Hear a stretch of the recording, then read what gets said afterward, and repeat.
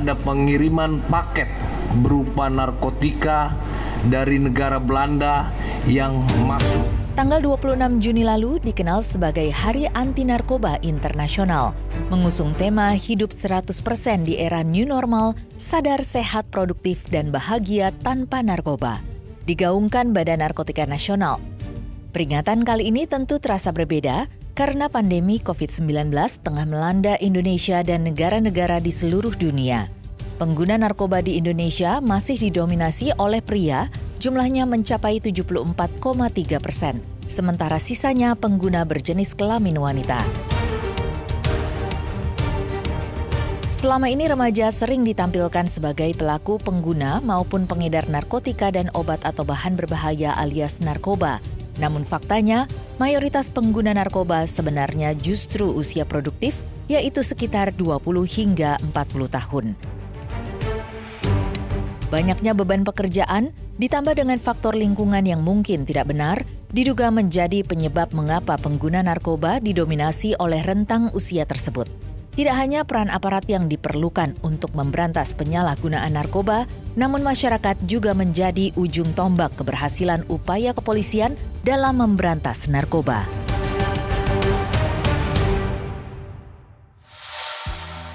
Hai pemirsa, Perempuan Kita masih bersama saya Indah Warsetio dan juga bintang tamu saya yang cantik, Bunda Vivik Cangkung. Nah Bunda, saya tanya lagi nih, seperti apa nih ketika menjalani profesi di Poluan seperti itu ya, bidang narkoba yang diemban, seperti apa kesulitan yang dirimu pernah rasakan? Tantangan yang terberat bagi saya adalah bagaimana saya bisa berkolaborasi dengan teman-teman Polki. Nah, itu yang merupakan jadi tantangan bagi saya, bagaimana saya bisa bersama-sama merangkul agar pekerjaan itu bisa maksimal yang kita dapatkan. Nah, itu melakukan penyamaran, itu kan sebuah aksi yang bisa dibilang tidak mudah seperti itu ya. Kita harus nge-review dulu karakter target seperti itu Bunda ya. Nah, itu biasanya persiapan apa yang Bunda? Modalnya cuma satu, keberanian. Yang kedua, siap menantang tugas. Saya pikir kedua nekat, enggak ya? Ya, keberanian termasuk nekat. Yang kedua itu tadi, siap menantang tugas.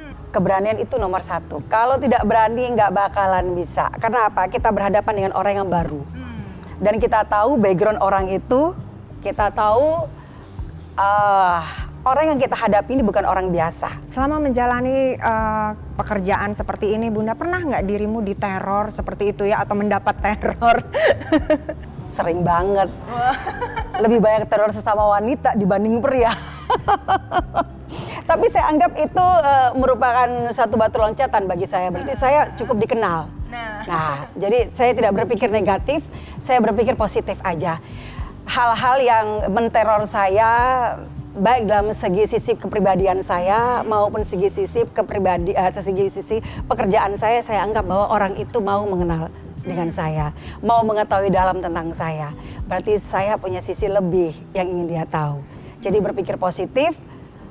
Hal yang negatif di orang lain, saya berbuat yang positif di hadapan dia sehingga dia melihat akhirnya warna itu jadi sama dengan warna yang saya hadapin dengan orang yang berpikir negatif. Nah, jadi kita harus bisa mengontrol diri seperti itu ya Bunda Vivik ya. Nah, sejauh ini yang sudah dirimu fokus di bidang ini, apa saja sih Bunda karir yang sudah dirimu capai? Kalau ditanya di bidang kepolisian, saya belum bisa merasa mencapai titik yang terhebat. Belum. Karena orang-orang hebat di dunia kepolisian sangat banyak dan sangat luar biasa. Saya masih seperti pasir di laut yang diinjak-injak orang. Tapi saya berusaha maksimal dengan kemampuan yang saya miliki.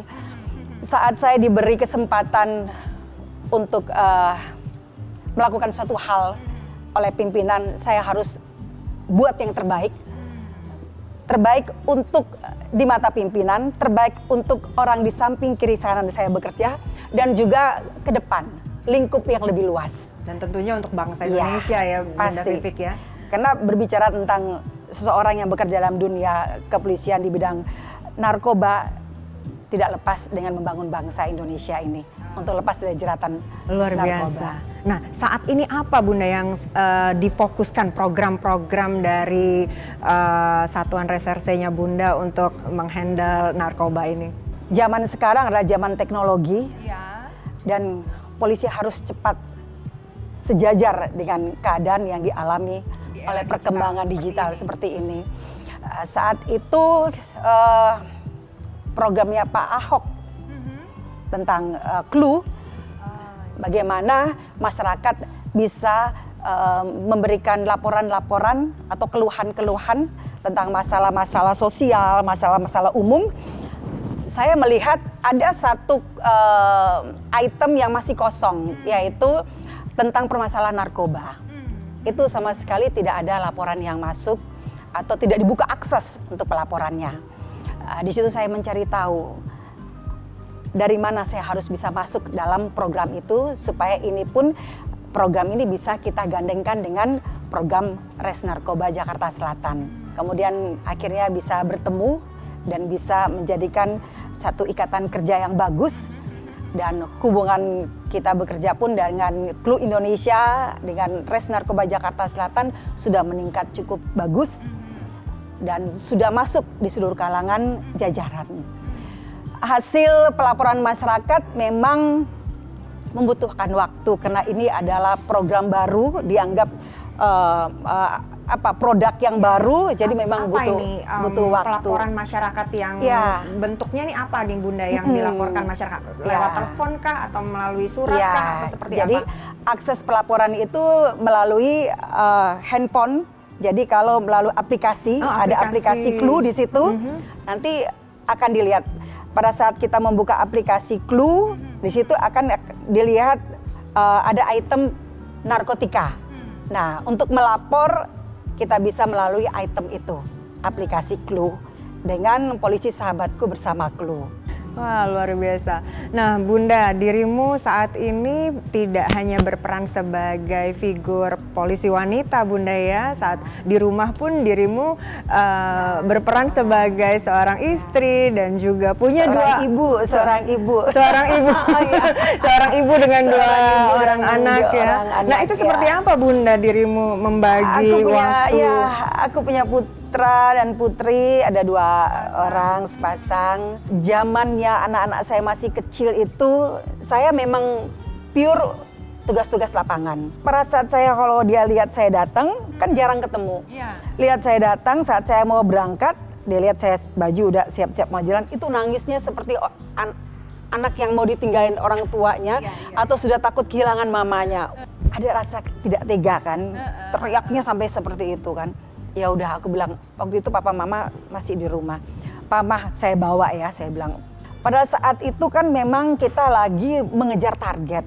Saya dengan anggota saya di sebelah kanan, atau saya yang nyetir, saya di samping. Jadi saat kita kejar-kejaran itu kan kejar-kejaran itu kan beberapa kendaraan itu selip-selipan terus.